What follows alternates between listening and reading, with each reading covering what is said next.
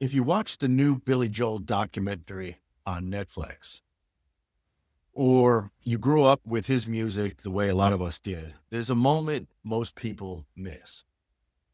Billy Joel sued his former manager for $90 million after discovering tens of millions that were missing. Not from drugs, not from divorce, not from bad investments that he made, but from an incorrect internal belief he thought proved his integrity. Here are 5 lessons that Billy Joel can teach you about protecting your wealth. Now, lesson number 1, ignoring money doesn't make you principled. Billy didn't want to think about money. He didn't want to look like he was in it for just a cash. So he stayed ignorant. In his mind, ignorance was integrity. It wasn't. It was exposure. Here's what that actually looked like. He didn't review bank statements, didn't ask about transactions, didn't verify where the money was going. When his accountants would try to walk him through the financials, he'd wave them off. Said, "You handle it. That's not my thing." That belief, that not caring about money, proved his artistic purity, created a blind spot his manager exploited for years.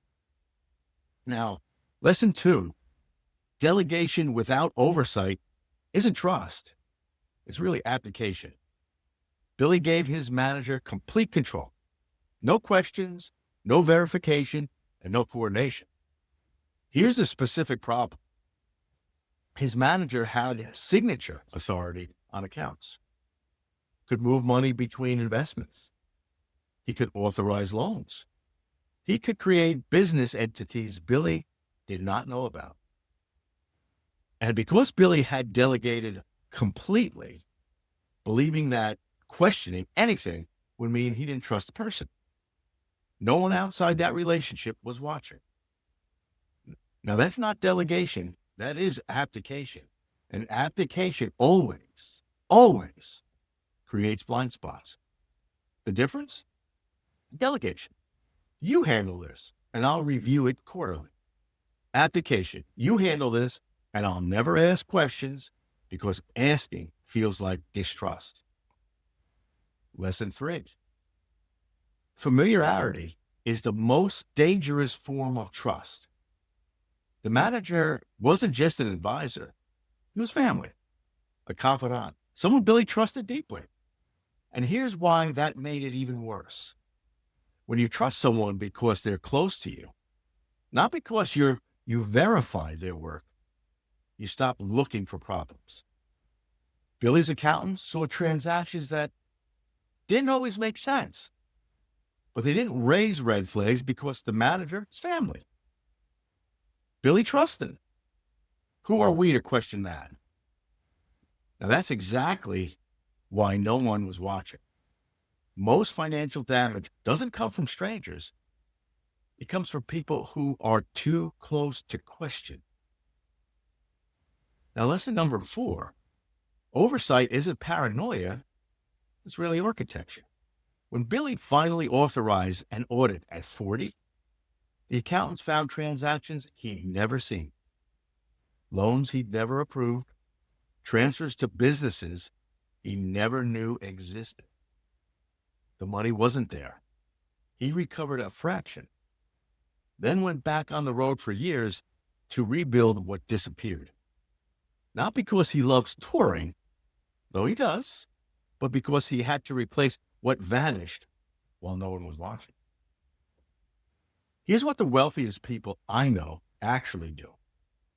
They don't obsess over money, but they build systems where no single person has signature authority without review. Transactions over certain amounts require dual approval. Quarterly reconciliations happen with someone outside the inner circle, and documentation exists for every major financial decision. Now, that's not paranoia. That is architecture. So lesson 5 here. Wealth without coordination is temporary wealth. After my father passed away when I was 13, his business collapsed the same way. Strong on paper, but gone in months. Now, here's what happened. A good accountant, good attorney, good partners, all competent professionals, but none of them were coordinating. The accountant didn't know what the attorney was planning. The attorney didn't know what the partners were assuming, and everyone operated in silos. When my father passed away, the gaps between those professionals became gaps in the plan. No one knew what documents were. No one knew what his intentions were. No one had authority to act because nothing was coordinated. Billy's story isn't about being careless. It's about confusing trust with blind faith. A lot of people's stories are the same. Good people, just no coordination. Both beliefs destroyed wealth the same way. If you're a business owner or an executive with 10 years of retirement and you're sensing you may have delegated without real oversight, click the link to schedule your protection architecture audit. You don't need 90 million for these blind spots to destroy what you've built. The same gaps that cost Billy Joel millions cost my father his business legacy, and neither had more at stake than you do. We'll identify where the gaps are, signature authority, coordination breakdowns, documentation holes before they become permanent losses. Billy Joel learned this the expensive way. You don't have to.